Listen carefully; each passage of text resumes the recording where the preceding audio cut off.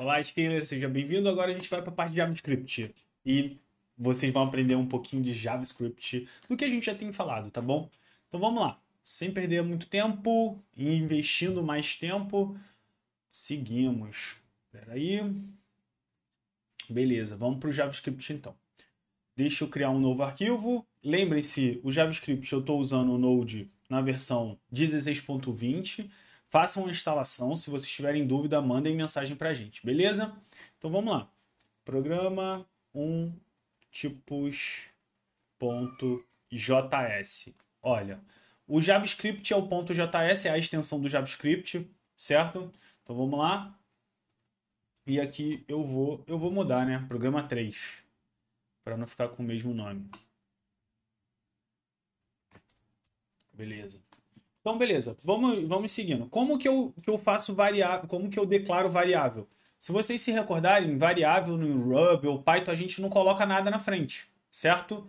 Já no JavaScript, a gente tem duas formas de declarar variável. Com const, e eu vou explicar o que significa, e o com let, certo?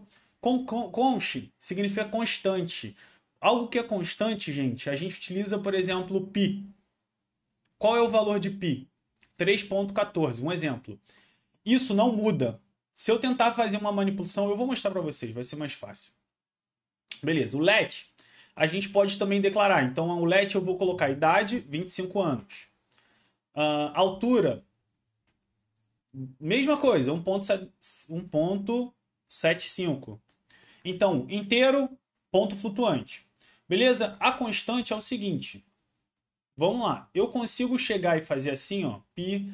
Pi agora vai valer 5. Vamos tentar verificar? Console.log. Vou colocar aqui teste, vírgula e ponto e vírgula. E essa linguagem também usa ponto e vírgula ao final, tá bom? Não é obrigatório, mas é um padrão que se usa na comunidade. Então vamos tentar rodar aqui. Ó, assignment to constant variable.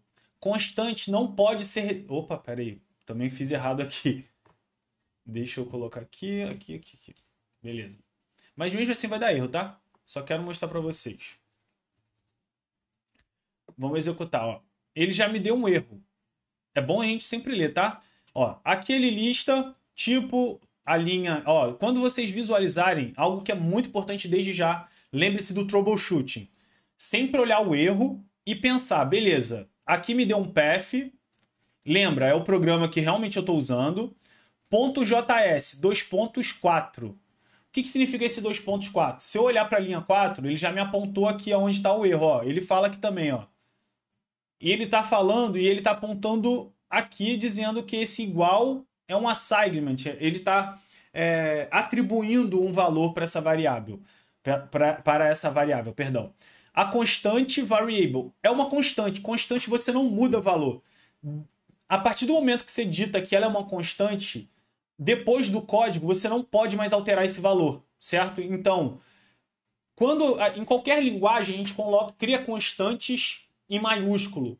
Quando a gente tem um valor que não muda, a aplicação vai ser... A todo momento a aplicação vai ser aquele mesmo valor. Por exemplo, uma URL.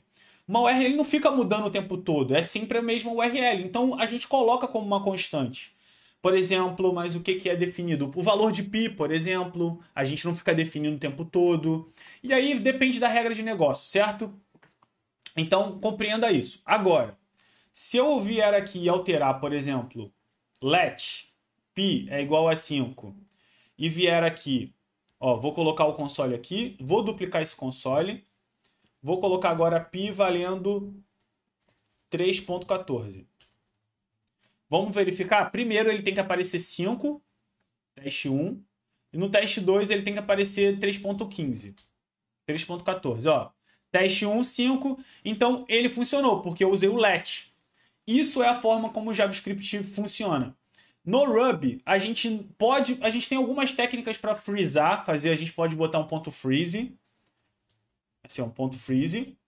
Porém, a gente não declara, a gente só colocaria dessa forma, pi igual a 3.14. E poderíamos colocar um freeze aqui, por exemplo, certo? Isso funcionaria. Mesma coisa também no Python. Python não tem o ponto freeze, mas a gente declararia diretamente. Não teria esse erro na alteração da constante. Quis trazer um pouco desse ponto para vocês. Outro ponto, já que é o nosso último script, eu quero que vocês compreendam, que vocês estão visualizando, eu executar sempre o comando, a linguagem é Node, Python, Ruby. Toda linguagem tem um ponto de partida, tá, gente? Por exemplo, imagina que eu tenho 1000 arquivos de Ruby aqui, 1000 arquivos de Python e 1000 arquivos de JavaScript. Para esses 1000 arquivos conversarem, eu tenho que partir de um único arquivo, que a gente normalmente pode colocar como main.rb, main.py, main.js, que é o principal. Main significa principal, correto? Então, nas outras linguagens, vocês vão visualizar que ela já tem uma estrutura diferente, porque a gente vai ter a estrutura chamada diretamente main. Aqui, como é script, a gente não tem, mas essas scripts, elas partem do princípio que uma vai chamar outros arquivos.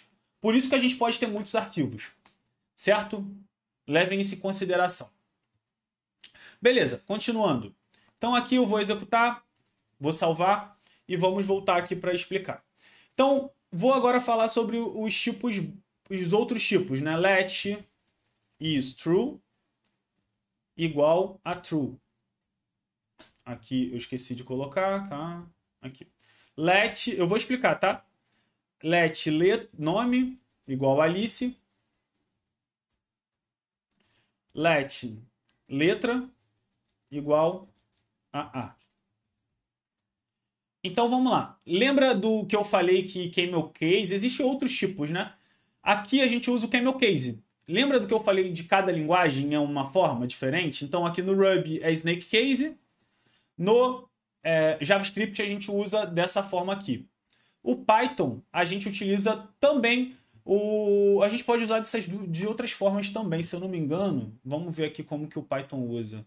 Mas se eu não me engano, a gente pode usar como snake case também. Não, como camel case, perdão. Python default camel case. Aqui. Ó, o PEP8 é a primeira parte da leitura. Isso deve ser separado por underscore. Não, perdão. É isso mesmo. É snake case também. Certo? Mas o Python, muitas das coisas ele já inicia também com maiúsculo e tal. Então, há um pouco também dessas mudanças aqui, ó. Isso mesmo. Snake case. Cada linguagem, gente, tem a sua forma de escrever, tá? Então é importante a gente levar isso em consideração também. Procurem quando vocês forem desenvolver na linguagem, se é camel case, se é snake case, procure algum exemplo de alguém que já desenvolveu. É importante vocês olharem porque a gente precisa seguir os princípios daquela comunidade. Para vocês nunca ficarem também bitolados de que a minha linguagem faz isso e assim é melhor. Não existe. Então aqui a gente usa o true ou false da mesma forma, tá? Ah, e comentário é 2 barras, tá? Não é hashtag como a gente viu em Python e Ruby. E vamos lá. Então, beleza.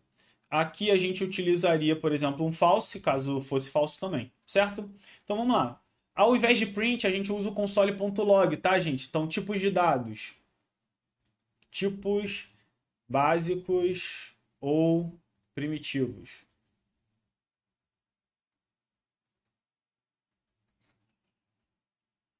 Então, console.log.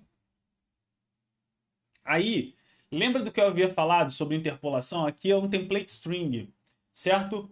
Então, vamos ver aqui. Ó, template string ou template literal? Template string... template literal ou template string. Exatamente isso, perfeito. É isso mesmo. O template string é a interpolação, tá, gente? A gente usa crase. No JavaScript é a crase. Então eu posso vir idade e colocar aqui, ao invés disso, é $1, certo? Idade. E agora eu vou abrir aqui para colocar o tipo, né? Então vamos lá, dólar de novo, chaves e coloco typeof. E aqui, idade. Fecho aqui também.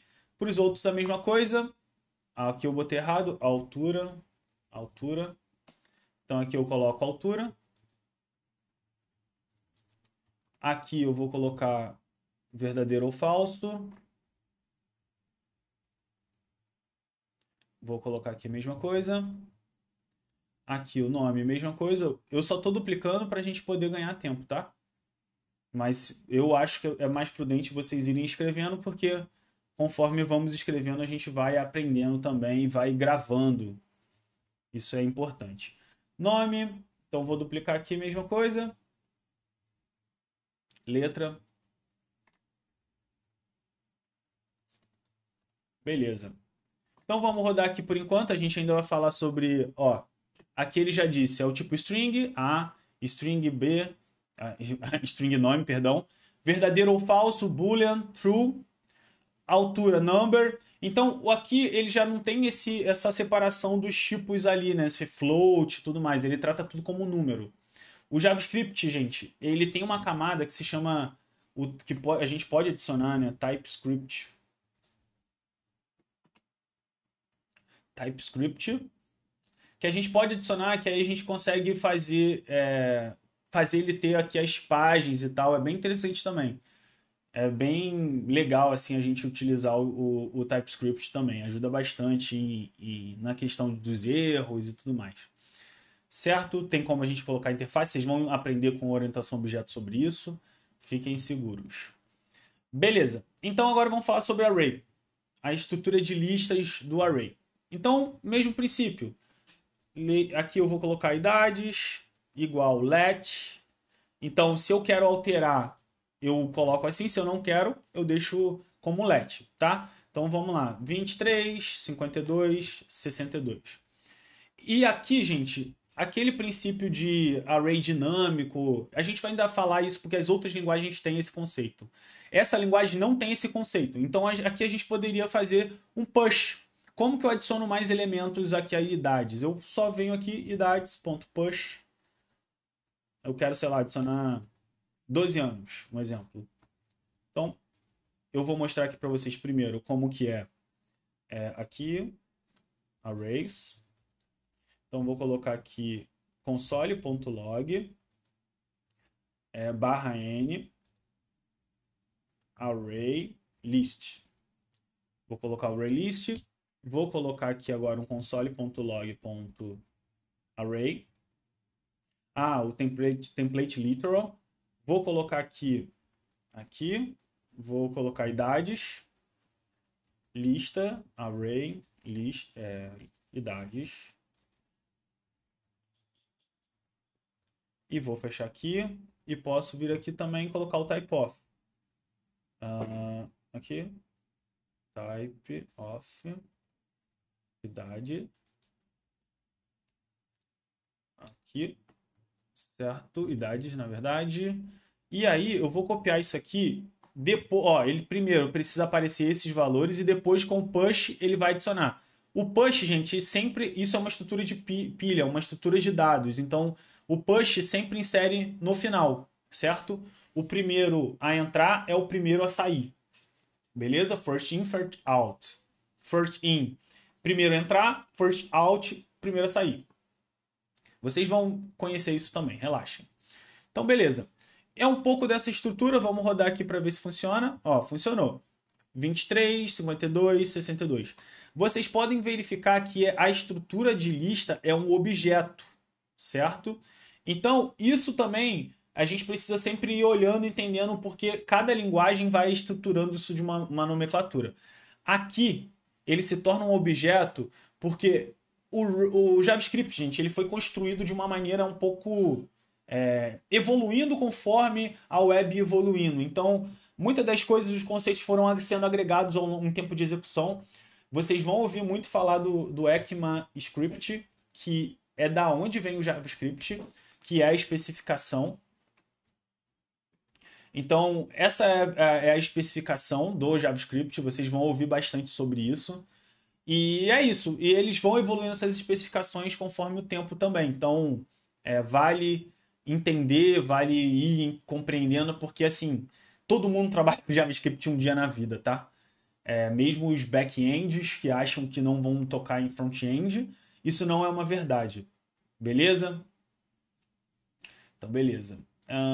Então é isso. Eu acho que para a parte de JavaScript é isso. O JavaScript é uma linguagem como o Ruby, Python, que usa um interpretador. O que é um interpretador? Só para que vocês compreendam, tá? O interpretador, ele lê linha a linha e transforma, ele vai executando esse código em bytecode. E em tempo de execução, vai lendo linha a linha para interpretar. Então imagina que o código, se aqui embaixo, por exemplo, está com algum problema, algum bug, ele vai ler aqui, vai funcionar, vai ler aqui, vai funcionar, vai ler aqui, vai funcionar, vai ler aqui, vai funcionar, vai ler aqui, vai funcionar. Quando chegar aqui, vai dar erro, certo? Então é importante vocês sempre entenderem isso. Um outro ponto aqui, eu acho que com o Node eu não consigo fazer um debugger, mas vamos tentar aqui. Deixa eu executar aqui. Ó, eu não consigo. Aí eu preciso usar alguma estrutura aqui para a gente executar o debug. Porém, no Ruby, para vocês debugarem, só quero já trazer esse ponto, a gente consegue usar um debugger. É debugger, eu acho que é o debugger. Deixa eu ver aqui.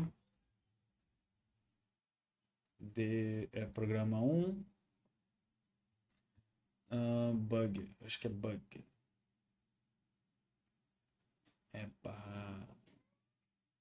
É debugger. Eu quero mostrar isso porque isso vai ser importante conforme o tempo. Eu vou mostrar nas outras linguagens também. Porque é bem legal vocês conseguirem entenderem como debugar. Peraí. Eu posso instalar, tá? Eu não queria, mas beleza.